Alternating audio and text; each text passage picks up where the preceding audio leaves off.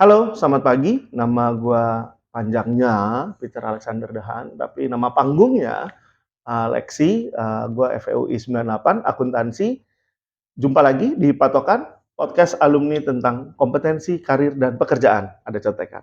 Oke, pagi ini kita bersama the one and only Audira Harsono. Oke, Audira angkatan berapa sih? Sama bukan Oh, kita sama ya? OPT-nya. Aduh, udah lama nggak ketemu nih, emang orang sibuk. Oke, kita itu hari ini topiknya dan temanya adalah menyusun karir path. Strategi kita menyusun karir path. Mau jadi CEO umur 30? Bisa aja kalau FEUI, ya kan? Lagunya aja paling sial jadi menteri. Udah belum loh? Hampir. Lagi nunggu di telepon nih, nggak tahu kapan. Oke, pertama-tama kita baca dulu nih CV-nya. Tadinya ada 17 halaman, udah gua pendekin. Aduh, gila. Audira is a strategic account manager of Daya Dimensi Indonesia, never ceases to give the best HR solutions to companies, especially from banking and financial industry and family business. Spending 14 years in HR industry, Audira believes it's her high work standard, effort, and energy, powerful energy that led her to success with her clients. Waduh, keren nih. Tapi memang dari 2014 ya? Sorry. Dari 2014 sih Daya Dimensi. Sebelumnya bahkan dari 2006 ya? Ya. Oke. Oh, di Nestle. Ya. Siap. Agak beda ya jadinya ya, industrinya ya. Iya, saya juga bingung. Saya juga akuntansi larinya ke pemerintah Amerika. Gimana? Kalau di CV beda ya, CV dengan kenyataan. Bisa ceritain nggak sih gimana berubah dari Nestle ke Daya Dimensi? And how you started bekerja di Nestle? Oke, kalau bekerja di Nestle itu kan awalnya karena memang kita lulus, mau ngapain? Kerja dong, ya kan? Tentunya. Atau sekolah lagi, itu kan pilihan. Iya, betul. Nah, berawal dari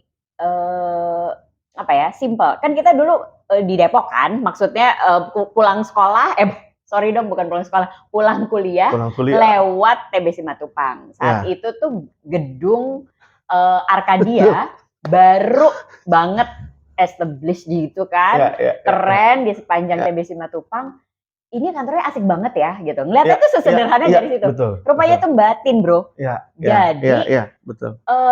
Tingkat akhir sebelum kita libur ya, lalu gue ngeliat ada open recruitment. Siap. Di salah satu dinding rektorat. Sebetulnya di rektorat juga gitu kan. Jadi penting ya untuk cek-cek dinding-dinding. Penting ya. Jangan jadi lupa. Adik-adik semua, teman-teman ya, sosmed segala macam, dinding virtual maupun yang beneran. Ini tuh dinding beneran ditempel. Karena zaman dulu belum ada sosmed. Belum. Wall is literally not wallpaper, but wall. Ada email. Jadi Oke. boleh itu dicek-cek. Mungkin sekarang dindingnya juga masih ada tempelannya loh, gitu kan. Jadi iseng nih. Ini kan tempatnya lokasinya yang gue naksir, ya. Gimana kalau kita isi, gitu kan? Application form. Saya belum lulus waktu itu, dan yang lain-lainnya udah banyak yang lulus. Akhirnya masuklah Nestle, waktu itu namanya NCMT, Nestle Corporate Management Trainee. Right. Jadi di Management Trainee itu saat kita menjelang kelulusan itu lagi happening banget posisi atau kesempatan berkarir yang dimulai dari posisi Management Trainee. Betul. Gue IP mungkin nggak bisa cemerlang kayak lo kan. Jadi harus ada kompensasi dong. Apa yang bisa gue lakukan? Agak mendelik itu Jadi subjek yang ingin saya lewatkan adalah IP ya. Nah, jadi gue mikir sebenarnya apa yang bisa gue lakukan setelah gue menjelang lulus kuliah, gitu kan? Betul. Ternyata posisi manajemen trainee itu menawarkan sesuatu yang cocok juga di gue, which is gue bisa belajar bukan hanya di area yang kita selama ini pelajari di kampus. Kalau kita sekolahnya atau belajarnya itu di industri perekonomian, kalau di Nestle kebetulan kan FMCG. Jadi kan terekspos lah kita dengan dunia manufacturing, lalu terekspos juga dengan pangan ya, karena geraknya kan untuk menjual pangan, lalu ada kesempatan di berbagai fungsi, bukan hanya di role-nya finance gitu.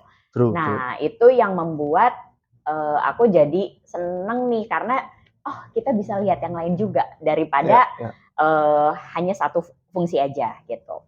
Dari situ exposure itu membuat gue ngerasa bener-bener membuka mata. Kalau selama ini kita selama ini kita belajar tentang subjek-subjek perekonomian, ada sih yang lain, tapi kan dunia kerja ini bener-bener membuka mata banget ya, terutama buat anak yang waktu itu belum lulus loh. Gue tuh masih belum even kompre kayak saat itu. Tapi dengan kondisi ternyata persyaratan yang lainnya masuk, alhamdulillah ya FEUI punya posisi yang berbeda gitu kan. Jadi saat itu tuh yang belum lulus itu dua-duanya dari FEUI di satu angkatan kita ya. Di situ saya bekerja, mulai belajar tentang hal-hal lain yang saya belum pernah dapatkan exposure sebelumnya. Along the way ada waktu di mana sudah waktunya untuk saya ujian kompre, saya ngambil unpaid leave waktu itu. Jadi tetap belajar lagi gitu, tapi memang sudah dapat taste-nya dunia kerja. Oh, jadi udah sempat kerja dulu baru kompre. Betul. Which is itu jadi walaupun saya jadinya tidak lulus barengan most dari angkatan kita, tapi itu memberikan pengalaman yang berbeda juga yang saya syukuri gitu. Itu sih awalnya kalau di Nestle, pertanyaan yang tadi Lexi tanyain gitu. Dari Nestle ke Daya Dimensi, itu gimana tuh ceritanya? Nah, di Nestle itu saya kan manajemen trainingnya, walaupun kita dapat exposure macam-macam, tapi kita kami waktu itu udah juga di plot untuk fungsi apa saja. Karena saya backgroundnya dari ekonomi, jadi di plot di anak finance, jadi anak manajemen trainee finance. Nah, sebagai anak finance, kan kita nggak mungkin bekerja hanya di direktorat finance saja. Pasti ada ke production, karena kalau di factory kita pasti harus ada tuh, kalau di factory yang namanya bagian costing, kita harus hitung product cost ya, mana mesin yang ngeblok itu akan berapa costnya juga gitu dan segala macam. Terekspos di production, terekspos juga di marketing. Kalau marketing mau bikin rencana untuk dia mau simulasi brand atau launching produk tertentu, yang ngitung cost produknya kita juga gitu kan, finance juga. Nah, again itu membuat saya tertarik juga. Either marketing atau ternyata saya baru realize I'm quite a people person. Jadi kayaknya area HR saat itu masih HR menuju human capital istilahnya, itu juga menarik ya gitu kan. Mungkin karena saya enjoy ngobrol-ngobrol kayak kita gini nih bro, gitu kan ya. Terus seneng juga berteman gitu kan.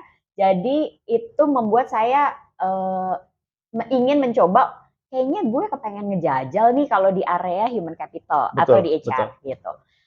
Opsi tersebut sempat saya utarakan ya. Again, kalau kita lagi menduduki suatu posisi tertentu misalnya, atau menjalani suatu peran tertentu, kan tidak menutup kemungkinan untuk kita menjajal opportunity lain gitu. Dan dimungkinkan ya di perusahaan. Nah, saat itu belum memungkinkan justru Lex. Jadi udah diutarakan, tapi saat itu memang belum memungkinkan untuk saya pindah jalur yang dari dari finance function untuk ke marketing ataupun ke HR gitu. Again, dijalanin aja sambil kita tidak menutup kemungkinan. Long story short, ada opportunity nih di HR company ya, HR consultant company, which is Daya Dimensi Indonesia. Di mana saat itu saya jujur pekerjaan yang berhubungan dengan target itu cenderung, aduh kalau bisa jangan deh gitu kan. Sebelumnya sebagai anak finance, kita nggak pakai target gitu kan, maksudnya betul. target cuma ya lebih karena akhir bulan ada book closing gitu kan, lalu ada report-report tertentu yang kita harus submit mungkin monthly, weekly gitu kan, targetnya di waktu aja gitu. Tapi kalau target yang hitung nominalnya ada value-nya, nah itu saya agak-agak menghindari sebetulnya. Tapi ada kesempatannya yang datang. Waktu itu ya sohib kita juga, boleh nyebut nama nggak sih? Ya sohibnya lah. Tapi anak FA, Triatmoko gitu kan. Nah dia kebetulan dia udah ada di organisasi ini, di Daya Dimensi Indonesia, gitu kan, ngobrol-ngobrol, lu coba dir, gitu kan. Aduh, tapi kalau gue disuruh jualan, gitu kan, ini sales nih fungsi utama yang lagi dicari, gitu kan. Aduh, kayaknya gue nggak cocok deh, kayaknya gue nggak mau deh, segala macam 1001 alasan. Betul. Enggak, lo bisa, gitu kan. Gue udah ngobrol sama temen gue gini. Jadi ada nih temennya dia di organisasi ini yang kebetulan kenal aku juga. Nah, kayaknya cocok nih lo, gitu kan. Pokoknya dia yang encourage. Udah, datang aja dulu, ikut aja dulu, gitu, selection prosesnya. Jadi dia yang encourage saya untuk kita coba deh, walaupun itu sebetulnya sesuatu yang saya hindari. Betul. Nah, ternyata setelah saya melalui proses seleksinya, karena lumayan proses seleksinya ini bukan sesuatu yang saya pernah lakukan sebelumnya, agak beda gitu. Apparently saya meet requirement, seperti si Tri bilang itu, gitu kan. Terus saya nanya, pas sudah ceritanya, oke nih, tinggal sebentar lagi nih, tinggal day one gitu ya. Tapi kerjaannya ngapain bro, gitu kan? Ya kerjaannya kayak yang lo lakukan waktu di simulasi, gitu kan? Ternyata waktu di simulasi itu, saya diobserve bahwa ada area-area saat itu gue nggak kenal yang namanya kompetensi, ya. Jadi kompetensi itu mungkin karena saya bukan anak HR atau human capital, saya jadi nggak terlalu aware. Tapi itu sebenarnya bahasa yang udah biasa digunakan oleh HR, bahwa kompetensi itu adalah sesuatu ingredient yang kita punya, yang mungkin kita nggak pernah pelajari secara khusus, tapi skillsnya ada, dan itu yang membuat atau mempengaruhi kesuksesan kita menjalani suatu peran di posisi kita. Apparently ada asesor-asesor yang ngeses gue untuk ngelihat apakah gue punya kompetensi ini. Nah, karena gue ada bakat mungkin ya, belum jadi bener juga gitu ya, tapi ada potensinya, dan ini dilihat dalam beberapa simulasi secara konsisten gue bisa mendemonstrasikan sehingga mereka memutuskan untuk ini kayaknya nih anak cocok deh bisa dicoba gitu ya. Mungkin itu percobaan juga sih, gue juga nggak tahu ya. Tapi gue dikasih kesempatan, setelah pikir-pikir kan gue sebetulnya kepingin tahu area atau industri yang di luar FMCG. Betul. Terus terutama fungsinya yang tadi yang gue ceritain, gue kepengen tahu tentang marketing, gue kepengen tahu tentang human capital. Di posisi yang ditawarkan ini, kalau gue bergerak sebagai sales, gue akan memarketingkan human capital solution. Jadi kayaknya kok gue malah dapat dua-duanya ya gitu. Belajar sesuatu yang baru. Banting setir. Siap. Dipikir-pikir saat itu nggak ada resiko yang terlalu besar juga kalau gue start dari bisa dikatakan start dari awal lagi untuk memulai yang baru gitu. Disitulah gue pindah. Menarik ya, bahwa lu sendiri sih udah merasa kayaknya gue pengen coba nih marketing, pengen coba HR, right? Tapi yang melihat dan yang kasih tau, lu pasti bisa, malah temen lu, malah network. So I think networks also play a huge part. Like I also get my job kenal dari temennya temen gitu. Orang yang kita ketemu cuma 1-2 kali, klik, kayaknya lu cocok deh.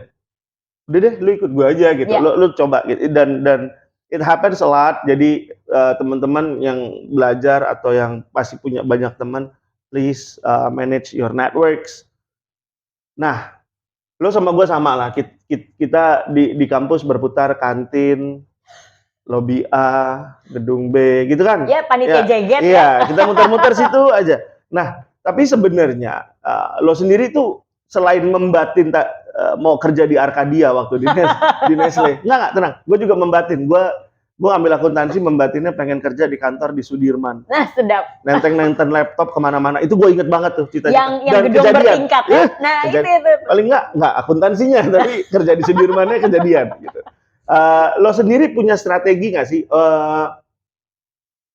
untuk gue tuh maunya biar gue nyampe Arcadia gue begini, atau sebelum ada Arcadia karirnya gue mau ambil ini, nilai gue begini, gue mau ambil ini. Ya. Ada nggak? Nggak di plan gini, gue nggak bisa bilang nggak ada, tapi gue bisa bilang bahwa ada banyak yang lebih benar plannya gitu. Bahwa ada sesuatu, yes gue punya, tapi mungkin garis tangan yang nanti kita lihat lagi gitu kan. Betul. Orang lain yang lebih banyak planningnya itu jauh lebih baik, itu banyak gitu maksudnya. True. Ya, kalau planning yang gue ingat ya bahwa gue sekarang tingkat 4 saat itu. Gue bilang tuh sama sahabat gue juga almarhum Adia, lagi pelajaran apa lagi tuh di kampus yang udah kebayang dong kita tingkat 4. Jadi rasanya tuh udah kayak kok gue gak kenal siapa-siapa lagi ya di sini. Kayaknya dikit lagi nih gitu kan. Gue ke kantin bukanya baru semua nih. Lulus yuk. Terus di kelas nih. Iya. Habis ini kita ngapain ya? Gitu kan? Iya, standar. Gitu kan? Wah, mau cari kerjaan di mana ya gitu. Saat itu tuh masih kuliah. Maksudnya nggak dibilang ini masih batas yang normal lah gitu. Nggak dibilang kita udah terlalu terlambat gitu. Cuma udah mulai mikir, ini abis ini gue mau ngapain gitu. Kalau emang gue mau sekolah lagi kan sekarang juga gue harus daftar gitu kan. Cari-cari lah. Betul, dan gue mau ambil apa lagi kan harus gue pikirin. Again, semua menurut gue harus dipikirin. Which is itu strategi gue, mikirin aja dulu gitu. Bahwa abis itu bisa berubah, terus kita pikirin lagi, ya hidup seperti itu kan bro. Gitu betul, sih. Betul. Balik lagi ke opening kita, FEUI paling sial jadi menteri, ya kan? Gimana sih career path yang menurut lu yang realistis, nggak ambisius, tapi juga yang kalau lu kan walaupun lu udah Nestle gitu, siapa sih yang nggak kenal Nestle, tapi tetap lu kayaknya mungkin bukan finance, right? Menurut lu tuh gimana? Bagi mereka yang mungkin baru mulai kerja gitu, how do you encourage them to have a more realistic plan? Iyalah bahasa Inggris. Biar kelihatan kayak internasional. Iya dong. Sebetulnya yang paling penting itu memang kita kenali diri kita sih. Setuju. Itu sesederhana kalimat itu, tapi memang maknanya ya harafiah banget itu. Betul. Gitu. Bahwa kita mau ngapain, kita butuh skill seperti apa. Mungkin kita punya, mungkin kita nggak punya, kita bisa belajar di mana. Intinya kan seperti itu. Kalau ada sesuatu yang mungkin berubah dalam plan, opportunity, sehingga kita harus banting setir, bukan berarti kita nggak bisa belajar lagi kan. Itu sih yang gue inget gitu. Sehingga kalau boleh sharing, menurut aku tuh nggak ada batasannya untuk kita selalu belajar dan mungkin mencoba hal yang baru. Siapa tahu rezekinya ada di situ. Betul. Yang tadinya kita nggak tahu sama sekali gitu. Background itu satu hal penting. Di setiap posisi wajar ya. Kenapa kita masih diminta untuk ngasih CV atau resume? Betul. Karena yang employer-nya kepengen tahu juga kita background-nya apa. Betul. Kita pernah belajar apa. Tapi yakin deh, organisasi yang baik pun akan melihat bukan hanya di background pendidikan kita. Betul. Yang lebih penting itu adalah keseluruhan aspek kita itu kita bisa apa. Jadi bukan karena kita melulu sudah belajar di fakultas tertentu. Betul. Sehingga kita dipatok deh karirnya di situ aja. Nggak gitu kok di dunia kerja. Gitu. Iya, dan itu benar banget. Jadinya ketika kita baru terjun ke dunia kerja itu baru, oh ternyata bisa begini teman-teman. Gitu. Balik lagi ke FEUI, one of the best school in Indonesia, right? Mungkin juga kalau boleh di Asia, di dunia? Oh tentu iya. Pasti peringkat keberapa kita kan? Peringkat keberapa ya nanti kita bahas. Saya nggak hafal, saya nggak punya catatannya. So other than knowledge, pengetahuan itu sendiri, accounting kah, ilmu ekonomi kah, management, finance or marketing, whatever it is. Ya. Selain itu apalagi sih yang ketika lu di dunia kerja, oke, ternyata gue kurang di sini nih. Ya. Nah, tadi kan gue sempat mention kompetensi tadi ya. Nah, kompetensi itu yang jadi eye opener gue bahwa ya memang ya untung banget kalau gue di tesnya gimana membukukan transaksi ini terus masuk ke buku besar dan lain sebagainya. Aduh, kayaknya zaman itu gue udah gak buka buku Kieso dan lain sebagainya kan. Kamu banyak menyebut ungkapan-ungkapan lama. Atau Samuel Set. Oh my God, Kieso apa kabar Kieso? Baik, kayaknya gak pernah kau buka. Nah, gue tahu, ini mengenali diri ya, gue tahu gue nggak akan bisa mengandalkan itu saja. Karena memori gue segitu-segitunya dong. Ibaratnya kalau lagi ujian, gue cuma punya jawaban segini. Jadi bagaimana gue pirit-piritnya gitu kan. Nah, tapi memang gue sadar bahwa yang dibutuhkan organisasi ternyata memang bukan itu doang kok. Gitu kan. Sekarang di organisasi pasti mau apapun pekerjaannya, kita harus siap dengan bahwa kita akan bekerja sama dengan orang lain. Kalau bukan begitu, ya berarti kita kerja sendiri, bukan di organisasi, gitu kan ya. Sekalipun kita kerja sendiri, nggak menutup kemungkinan kita harus bekerja sama dengan tim member kita atau investor kita, gitu kan. Jadi organisasi akan melihat bagaimana kita juga menempatkan diri. Bagaimana kita berinteraksi dengan sesama kolega. Sekarang tuh banyak loh Lex, kalau kita ikut dalam suatu proses seleksi, yang dilihat tuh bukan berapa tinggi IP-nya. Jadi akademis itu memang satu hal. Kita harus memahami bahwa employer itu juga perlu standar tertentu untuk memilih dari sekian banyak orang yang apply, betul. Saya harus milih yang mana? Ya, so it should start somewhere dari nilai IP. Itu satu ya. Wajar dong kalau seperti itu. Tapi bukan itu satu-satunya. Jadi kalau di organisasi kita harus bekerja sama dengan orang, berarti kemampuan kita berinteraksi, kolaborasi dengan yang lain itu juga penting. Mungkin ya, kalau kita nggak tahu sesuatu yang sangat teknikal, kita bisa pelajari. Tapi bagaimana kita kita menempatkan diri waktu kita berkolaborasi, itu yang udah harus ada modalnya. Ya. Kalau kita memang bukan orang yang wajar dong, ada orang yang berbeda-beda ya. Jadi nggak semua luas, nggak apa-apa. Tapi itu sesuatu skills yang mudah kok kita pelajari. Dengan kita networking lebih terbiasa, balik lagi ke situ dan kita juga membuka diri gitu ya, bahwa kita menyadari apa skills yang saya harus miliki untuk menjadi saya sukses di pekerjaan saya. Kalau saya tahu bahwa ternyata networking itu penting, kan saya mau nggak mau akan lebih terbuka untuk bisa membiasakan diri, walaupun sebetulnya saya kayaknya kalau lagi libur gue kepengennya di rumah aja gitu, Netflix gitu kan. Itu kita semua juga begitu. Itu mungkin usia ya bro, selonjoran ya. Nah kayak gitu-gitu memang tidak mungkin kayaknya kalau zaman sekarang ini, zaman now itu kita menutup diri untuk tidak bersosialisasi atau tidak memperhatikan network. You don't have to be partying every night. Enggak, jangan. Tapi capek. Encok. Udah gak kuat. You don't have to be partying every night, tapi kan kita bisa tetap keep in touch dengan network kita. Betul. Dan sekarang itu sangat mendukung lo di rumah kerja bisa sangat produktif, tetap tidak terputus networking lo, gitu kan? Nah, hal-hal seperti itu yang menurut gue sangat esensial di zaman sekarang ini. So, by network you can get business opportunity. Betul. By network juga you can smoothen your process dalam keseharian bekerja. Jadi banyak banget. Pentingnya itu networking buat kita adalah bukan hanya nambah teman loh, tapi bisa nambah opportunity yang lain. Betul. Teman cuman kongko mah pasti udah ada dari kampus gitu kan. Jangan ngobrol di warung kopi doang ya. Ada warung kopi kita kantin. Kafe dong, Iya. kafe. Tapi gue setuju sih dalam artian gini, IPK, knowledge, it's one way to get into the door, right?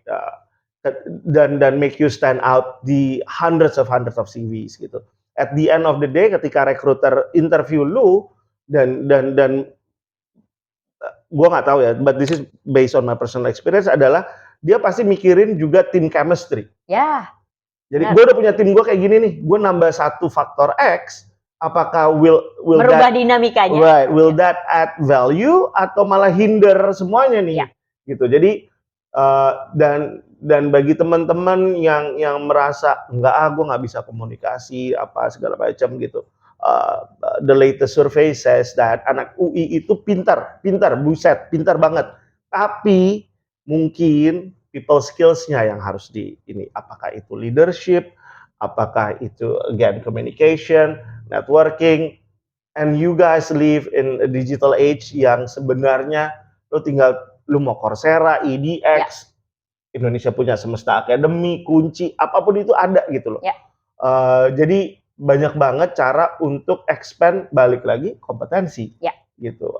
Nggak harus jadi MC, nggak semua orang bisa public speaking, tapi communication it's more than that. It's communication is everything, ya kan? The way you respect people, the way you talk to them, gitu. It will open doors for you. Believe it or not, it will. Gitu. Jadi bagi yang baru pertama kali kerja, gue belajar akuntansi, maunya akuntansi juga. Boleh nggak sih selain akuntansi gue punya pemikiran yang lain? Boleh banget. Boleh banget. Lu cari aja yang lu suka, gitu. Ini dia terakhir. Ini tips dan trik apa? Sulap ini kali ya. Gimana tips and trik untuk menjaga karir lo tetap di path yang lu mau? Right? Strategi, A ke B lewat Bandung gitu. Ternyata ditutup, kita harus lewat mana nih? Gitu. Mungkin itu juga berhubungan dengan pengalaman gue. Kebetulan gue spending my career life itu juga di organisasi, ya hanya 2 itu bro. Ini beda-beda, tapi memang pertama jalan orang beda-beda dan pilihan juga. Pilihan. Nah kebetulan gue found myself juga cukup comfortable di Nestle with the value, with the vision dari organisasinya. Itu membuat gue juga sangat nyaman, sehingga gue stay di organisasi itu di 3,5 tahun waktu itu. Lalu gue memang punya pemikiran untuk pindah, untuk belajar yang lain lagi, dan itu kalau kemarin dihitung around 15-16 tahun gue udah di DDI, di Daya Dimensi Indonesia. Tapi bukan berarti semua orang seperti itu juga. Gitu. I do respect juga kalau memang karir orang berbeda sehingga pindah beberapa tahun sekali, itu wajar, itu juga happens ya. Nah, yang harus kita lihat adalah mungkin kesamaannya atau benang merahnya, kan kita pasti akan passionate kalau kita bekerja di tempat yang pekerjaannya kita sukai, value di organisasi atau surroundingnya itu juga sesuai dengan value kita. Setuju, nggak toxic gitu ya. Dan akan menambah value added-nya ya. Kalau itu tadi lebih ke value prinsip ya. Kalau ini value added-nya, saya jadi bisa belajar yang lain, saya bisa ketemu siapa, saya bisa dapat exposure apa gitu kan. Itu yang gue temukan di DDI gitu. Sehingga dari situ gue tuh merasa, gue nih merasa comfortable banget nih dengan organisasinya.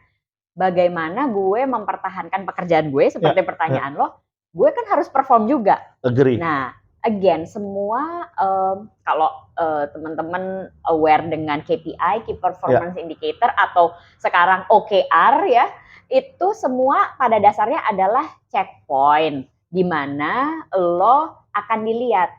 Kalau lo bisa konsisten perform, berarti kan lo akan juga bisa memaintain karir lo dengan lebih enak. Ya. Sekarang kalau kita dilihat perform itu indikatornya apa? Nah, di situ mungkin yang kita harus fokusin. Karena dengan begitu kita jadi tahu, kita perlu nambah skills baru kah? Kita perlu memaintain our strengths-nya yang mana? Kita perlu improve yang mana? Mungkin development area kita juga ada blind spot-nya gitu ya. Kita nggak tahu. Nah, fokus ke situ. Again, be open itu memang kuncinya sih, bahwa lo nggak merasa paling jago, lo nggak perlu juga gengsi. Kalau gue gengsi betul, untuk mempelajari sesuatu yang baru. Betul. Gue ini gaptek bro, jadi udah pasti gitu ya. Kalau beda tipis. Ini kita kayak ajang pengakuan ya. Iya, lumayan. Ya. Nah jadi gue udah pasti kalau sesuatu yang berhubungan dengan high tech, ya kalau kita setiap hari pasti pakai laptop, pakai gadget, betul, itu hari-hari masih bisa. Tapi kalau sekarang kan ini kayak gini, kita punya podcast sekarang, ya kan? Yes. Organisasi banyak yang jadi punya mini studio untuk podcast. Kita setiap hari Zoom meeting ataupun pakai Webex, semuanya berkaitan dengan teknologi. Bukan berarti ada sesuatu yang gue juga harus belajar dari awal kan. Gue cuma mikir bahwa salah satu yang menjadi kunci untuk kita bisa memaintain performance kita, juga penting untuk kita be open belajar dari teman-teman yang mungkin lebih junior kadang-kadang. Betul, ya. Itu sih salah satu yang menurut gue juga akan membantu kita, menempatkan kita di posisi yang selalu open aja gitu. Ya. Jadi nggak apa-apa lo belajar dari adik-adik kita gitu ya, nggak harus selalu. Kalau kita udah punya adik-adik di kantor ya. Betul. Gitu. Ya. Jadi nggak harus selalu kita belajarnya tuh look up kepada senior. Betul. Tapi kita sebagai senior juga bisa kepada junior belajarnya. Itu yang menurut gue akan juga bisa membantu performance kita bisa terus continue. Jadi catch up dengan apa yang dibutuhkan sekarang. Iya, betul. Oke, pertanyaan saya sudah habis. Saya tidak bisa bergerak lagi sejauh dari pertanyaan. tapi menarik. Mungkin kalau kita tarik benang merahnya adalah benar-benar yang mungkin sekarang orang berpikir that's bohong gitu. Tapi ya benar, lu tahu dulu deh, lu tuh apa, lu tuh maunya apa gitu. Yeah. And then maybe you start the career path that way, right? Yeah. And then somewhere along the way, lu belajar hal baru, lu dapat, maybe I want to be this, right? And then you add value to yourself dengan belajar, dan belajar itu banyak banget caranya. Salah satunya tadi belajar dari junior bahkan, dan itu sangat menarik gitu. Untuk pengen, ya itu targetnya apa sih? Kalau CEO, gue sendiri suka masih ketinggian bahasa CEO. Gue selalu I'm gunning for the corner office. Gue mencari kantor pojok karena itu biasanya kantornya dia gitu. I'm gunning for your corner office gitu. Itu dari dulu gitu. Jadi ketika yang masih kuliah, yang teman-teman yang masih kuliah, ya udah gitu. Lu set dulu dari awal. Tapi jangan rigid gitu. Jangan rigid gitu. Jangan, harus fleksibel, belajar hal baru. Again, expand your networking, people that you know anywhere, dimanapun ketemu orang, kenalan gitu ya. Kalau bisa kenalan, kalau yang pemalu ya gue nggak paksa juga gitu. Karena minta dikenalin kalau yang pemalu. Betul, minta dikenalin. Strategi saya dulu mungkin. Jadi kesempatan, opportunity itu datang dari mana aja. Ya. Nice. I think that's it patokan hari ini. Kita tos dulu dong, tos dulu. Sedap. Jumpa lagi nanti di patokan podcast alumni tentang kompetensi karir dan pekerjaan. Bye. Thank you.